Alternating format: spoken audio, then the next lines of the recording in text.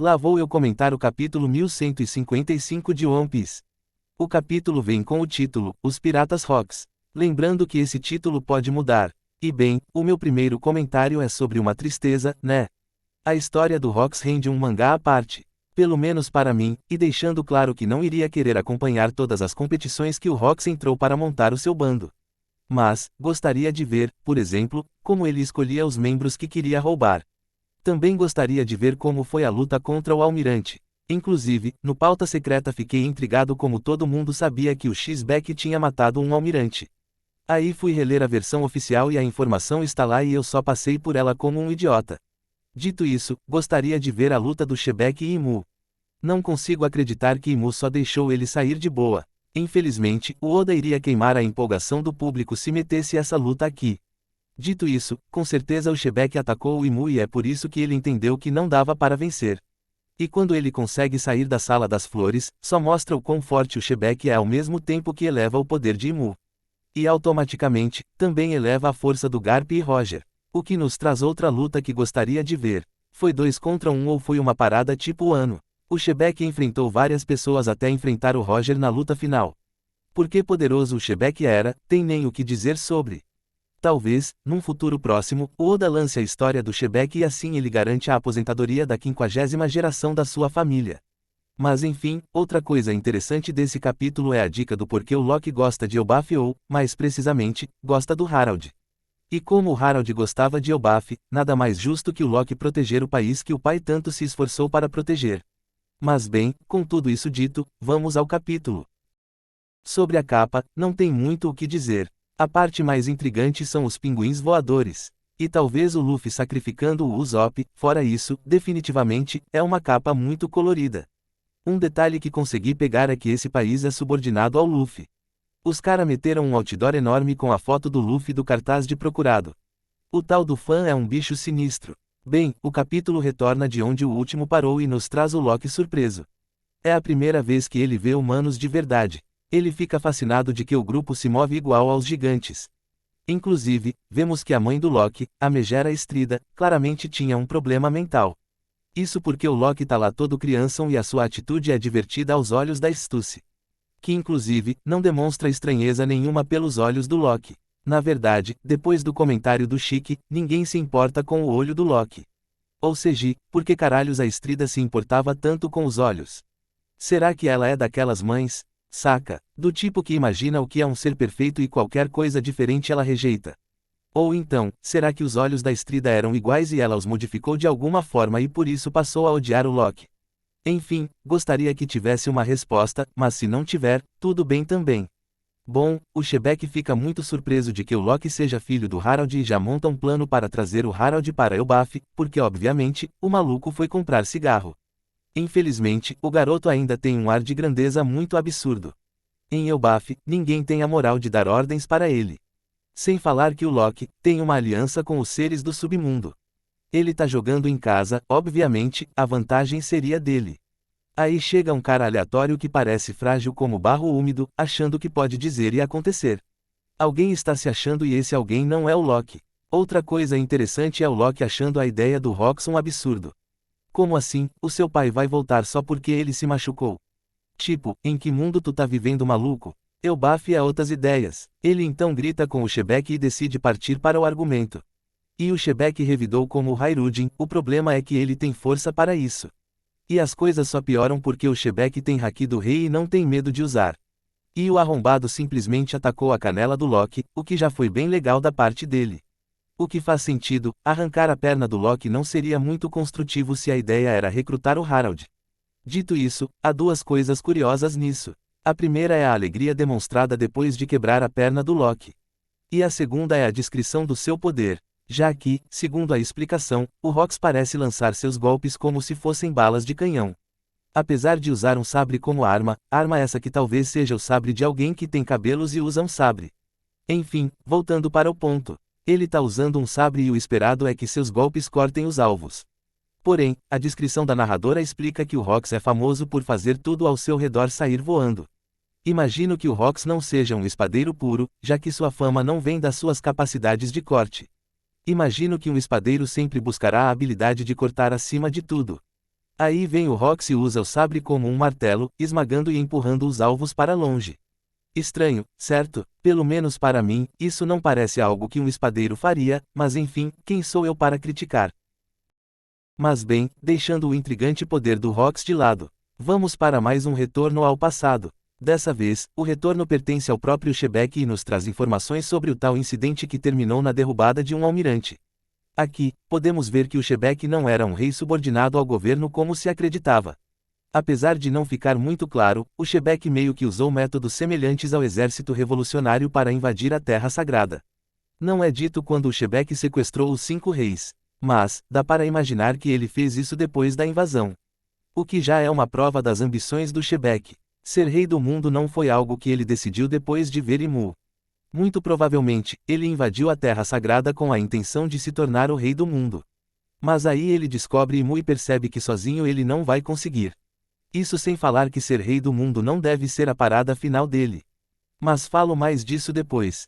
E aí, falando sobre esse encontro, 2 detalhes chamam a minha atenção. A primeira é a Gunko, que parece ser exatamente a mesma dos dias atuais, com a única diferença sendo a ausência das faixas. Talvez as faixas que a cercam venham do poder do fruto. Talvez o fruto seja capaz de produzir setas e o poder despertado permita que ela transforme qualquer coisa em seta. Fora isso, ela entrou oficialmente para o clã dos 3 pontos. Um forte reforço. Pois bem, o outro detalhe que me chamou a atenção foi a postura do Shebeck. Ele parece ter sentado como se estivesse conversando com um velho amigo. E o Imu parece muito de boa também. Dito isso, essa mão de Imu parece um salto alto. Me parece um sapato de cristal. Obviamente é uma luva, mas prefiro um sapatinho de cristal. Tudo depende do referencial e esse é o meu. Mas bem, com essa sequência de acontecimentos, vemos que o Rox não é um cara de se abrir com a galera, né? Ou então, ele não se ligou que o Imu era a mão branca por trás do governo mundial e o rei do mundo. O que acho difícil, nesse caso, ele descobriu um dos maiores segredos do mundo e simplesmente escondeu tudo. Que cara babaquinha, hein? Não tem jeito, não dá para confiar nessa galera com o D no nome. Um pessoal cheio de segredinho e informações pela metade. E falando sobre segredinhos, enquanto oculta algumas questões, o Oda está sendo bem expositivo sobre alguns assuntos do Shebeck. Começando no capítulo anterior, com ele entregando por escrito que o cara é pai do Barba Negra. E agora ele entrega que o Shebeck é fã do Dave Jones. Da época em que postava 8 vídeos por dia. Enfim, esse exposed do Shebeck é um prenúncio do que vem depois. Mas, focando ainda no encontro de Shebeck e Imu na Sala das Flores, eu queria muito ver como o Shebeck conseguiu, entre muitas aspas, sair de boa dessa sala. Estranhamente, também não vemos nenhum ancião e isso é bastante curioso. Onde os anciões estão se escondendo? E outra, aparentemente, o Shebeck mata o almirante depois que ele foge do Imu e não antes de invadir a sala. E se voltar na cena do encontro? O Shebeck segura uma pistola de percussão. Talvez ele já tenha atirado no Imu e descoberto a imortalidade do dito cujo. Ou talvez a luta só aconteceu depois dele ter a coragem de ameaçar o Imu gritando, eu vou, mas voltarei muito mais pesado. E um detalhe interessante da sua ameaça são as cicatrizes ou tatuagens de raio que saem do seu olho esquerdo. O que será isso? Uma cicatriz, uma tatuagem ou um delineado inovador? Acredito que seja um delineado foda. E bem, voltando para as crises da Terra Sagrada, o Harald sofreu realmente o mesmo problema da Shirahoshi. Além de ser um gigante, sendo um gigante até para os gigantes, ele também possui um par de chifres. O cara era um unicórnio para os dragões celestiais. O Harald se tornou um claro alvo. Alguns o queriam como escravo e outros o queriam para empalhar, já imaginando como uma peça de decoração. Graças a isso, os guardas decidiram jogar a culpa dos acontecimentos no Harald, como uma desculpa para o capturar.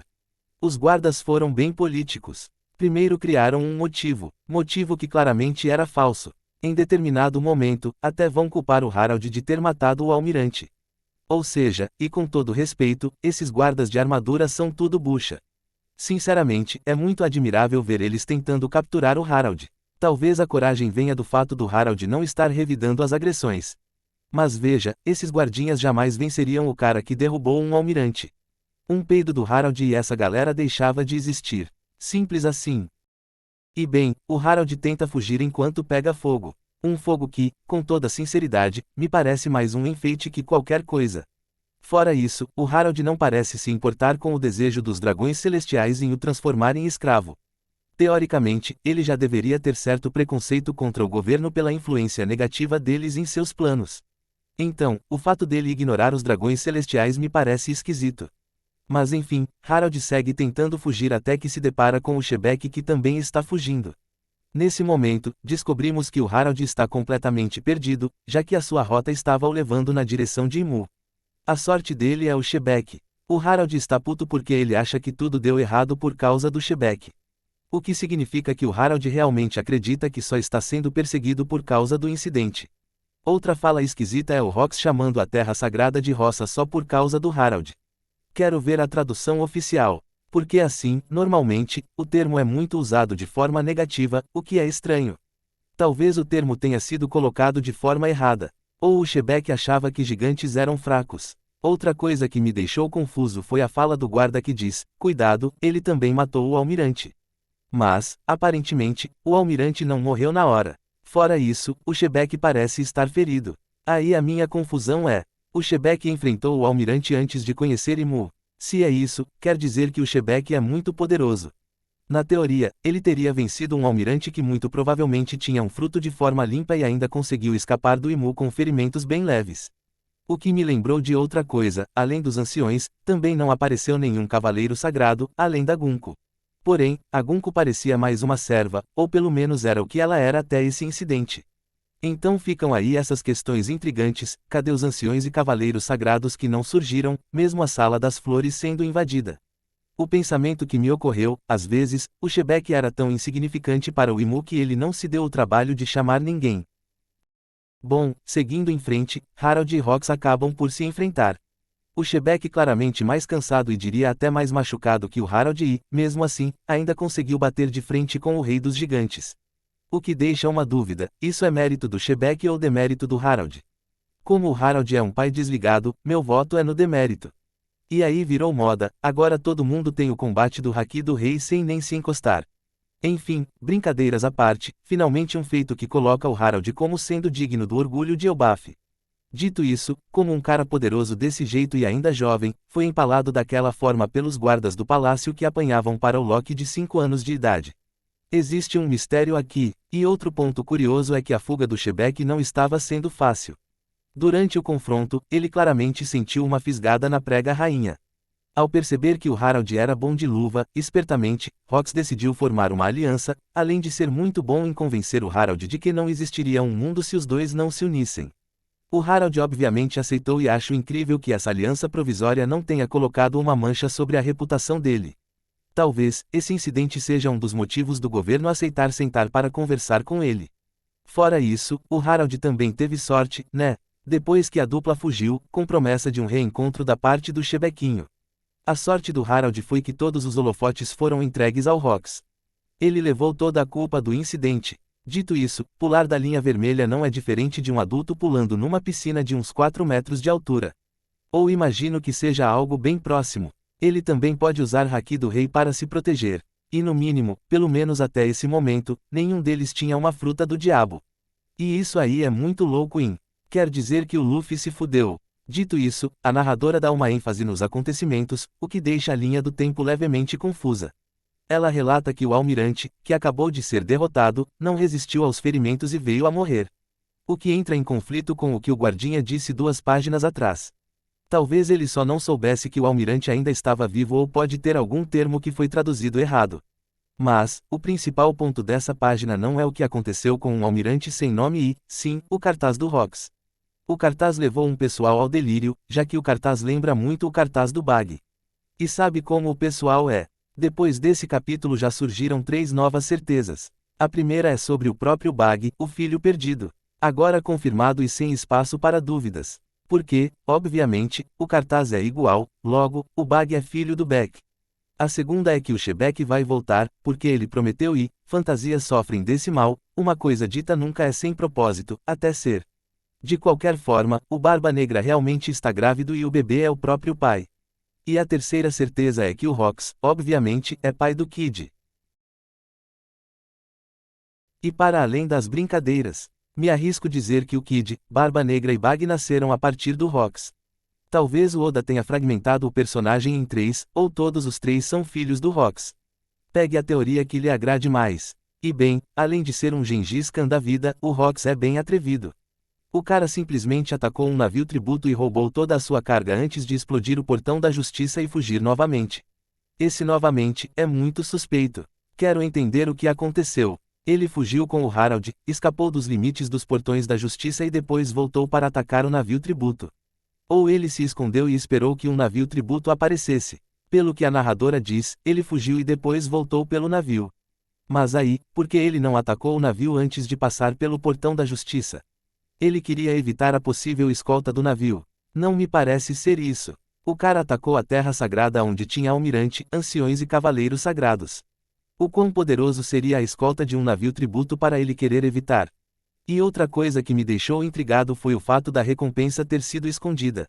Por que será que ele faz esse mistério? E tudo bem não ter aparecido durante a reunião do Sengoku. O governo quis apagar tudo sobre o Rox, então é natural não ter. Mas poderia mostrar agora. Inclusive, imagino que seja, no mínimo, semelhante à do Roger. Mas enfim, ficam essas curiosidades. O porquê do Oda esconder a recompensa e o porquê dele ter esperado o navio passar pelo portão da justiça antes de atacar. A história segue nos mostrando que o Rox sabia como o sistema funcionava e usou o conhecimento a seu favor. Usando o jogo do Dave Backfight, ele saiu roubando vários piratas que julgava bons. Apesar de a narração entrar em certo conflito com a aparente atitude do próprio Rox.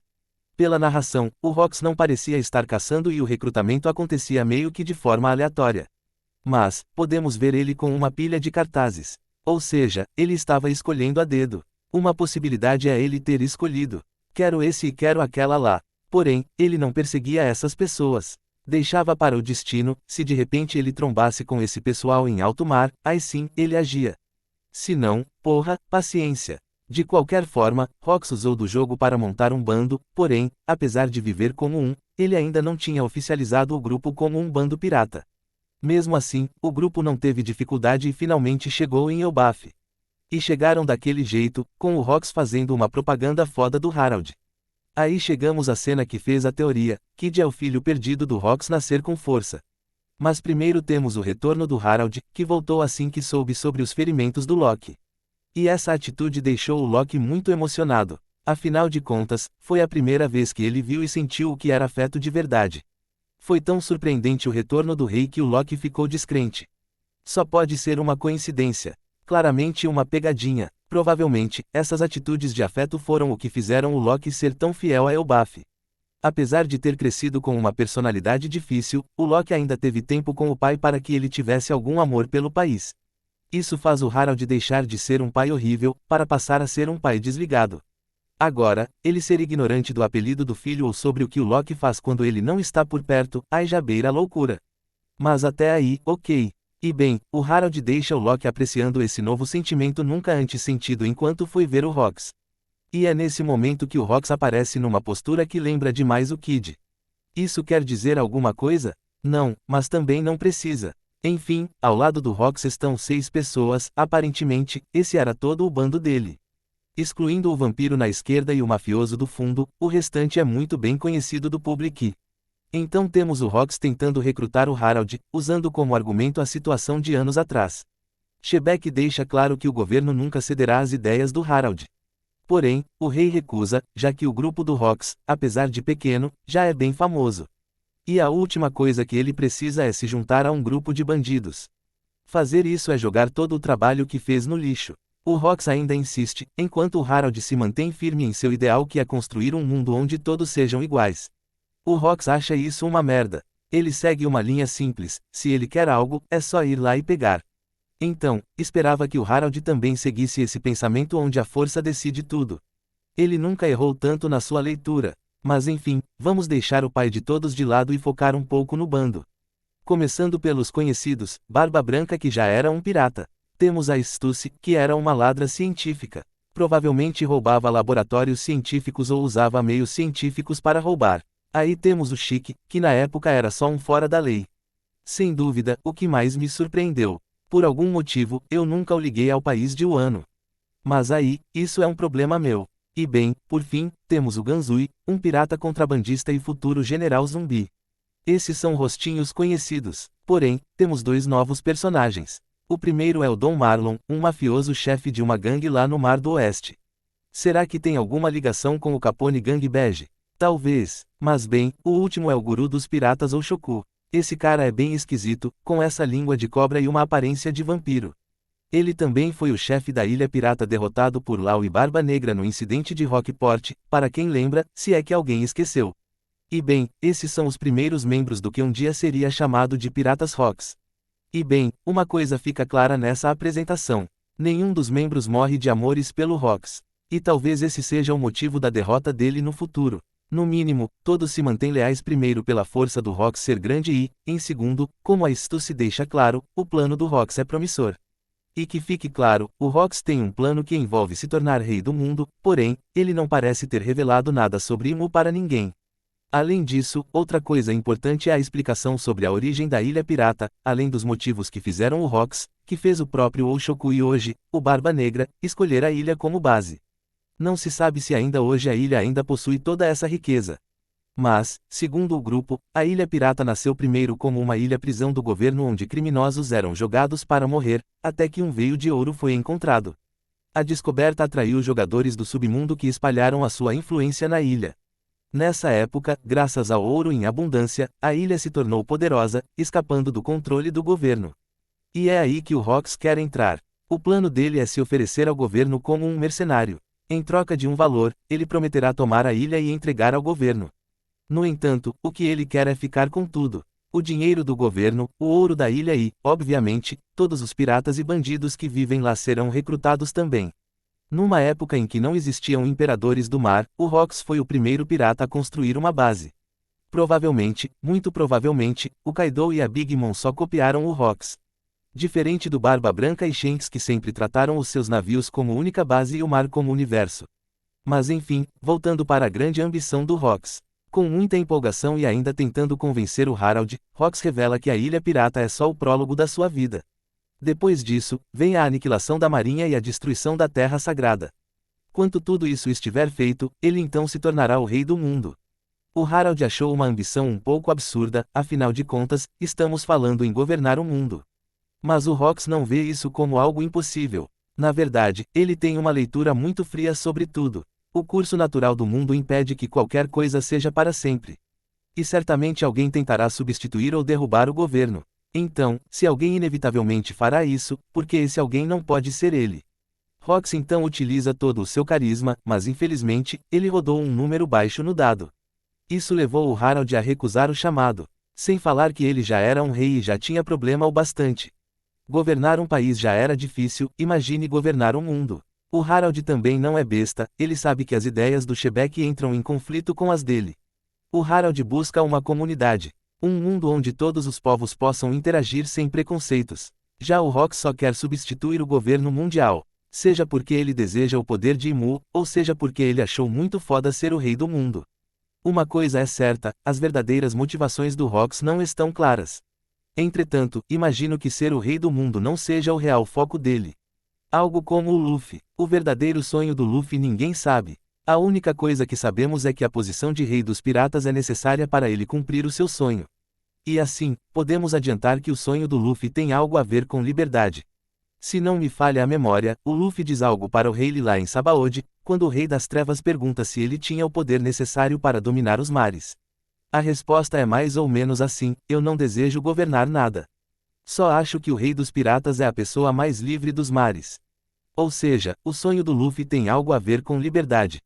Mas enfim, voltando para o ponto principal. Eu não acho que o sonho do Rocks seja pura e simplesmente a posição de rei do mundo. Mas essa posição é necessária porque o rei do mundo tem poder sobre o mundo todo. Agora imagine o que pode ser a verdadeira ambição do Rocks, que para alcançar isso, ele precisa ser o rei do mundo. Mas enfim, aqui o capítulo chega ao seu final, mostrando Loki fascinado pela ideia de roubar o mundo. O que faz todo sentido, ele é só uma criança e o que uma criança mais sabe fazer é ficar fascinado com qualquer coisa que um adulto carismático como o Shebek diga. E por isso, até hoje ele tem essas brisas sobre destruir o mundo. Uma vibração que segue aquela linha. O único que poderia governar o mundo era o Rocks, se ele não pode, então que o mundo seja destruído. E bem, fora o Loki descobrindo um motivo pelo qual vale a pena viver, também temos o que parece ser o Rox atacando a Ilha Pirata e terminando com sua bandeira criada e o bando oficialmente formado. E a narradora diz, os piratas Rox fizeram o mundo tremer na boquinha da garrafa. A última cena desse capítulo, imagino que seja o momento em que o Rox zarpa em direção de God Valley. E muito provavelmente, o flashback deve avançar para os eventos após o fim dos Piratas Rox, mostrando o que fez o Harald se aliar ao governo, além de arrancar os seus próprios chifres. Outra coisa que podemos ver é o Loki mudando um pouco da sua personalidade. Ainda difícil, porém, ao experimentar a gentileza do pai, talvez, e seria bem legal ele interagindo com a Ida e ela sendo gentil com ele também, e isso tornando o Loki mais gentil. Obviamente, gentil do jeito dele. Mas enfim, é isso. Forte beijo na bunda e até a próxima. Você chegou até aqui, forte abraço e até a próxima.